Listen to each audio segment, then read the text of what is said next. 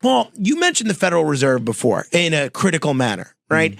Oh, I think this is something that is so fascinating in that the Fed has so much influence over people's lives, so much impact on our everyday lives. Most people honestly couldn't tell you what the Federal Reserve does.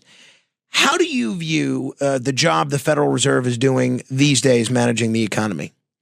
Well, this might sound a little out of left field, but if you kind of think about putting a committee in charge to manage the weather, you really think that would go well? Some folks would do a better job managing the weather. I don't. Okay. Well, so if you think of an economy, it has cycles to it, right? And it's also affected by weather and seasons. There's a seasonality to things. And so if you start thinking about, we have a committee that manages our financial weather, they get it wrong a lot.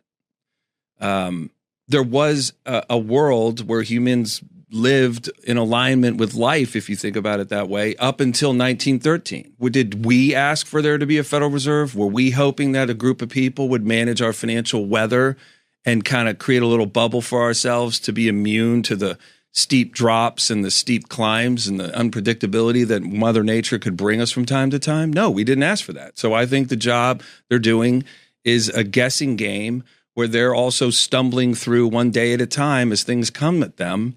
But how could they not foresee the massive deficit in bank integrity back in 2008? How could they not foresee that? How did that catch them off guard? There have been times in American history, as you know probably a lot better than me, where we've done away with a central bank. Andrew Jackson obviously hated central banks and the idea of central banks. And one of the things that conventional economic historians always say is that the getting rid of that central bank was a bad thing for the American economy. Now, I love contrary views of history and, a revisionist history, and I mean that in the best sense. Do you think there is a role to be played for a central bank in this country, or should we have no central bank whatsoever?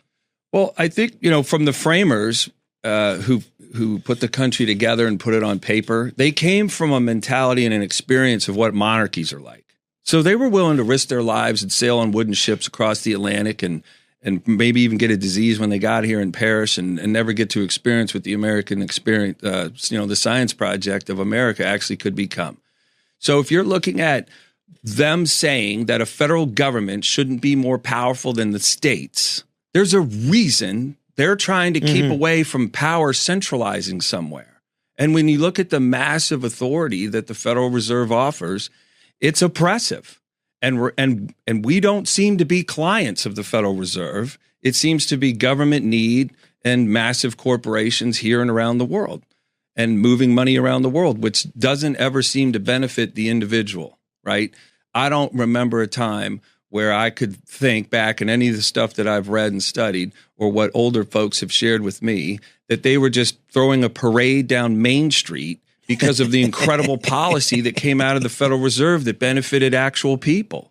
So my answer would be a very small, somewhat of an advisory board, perhaps.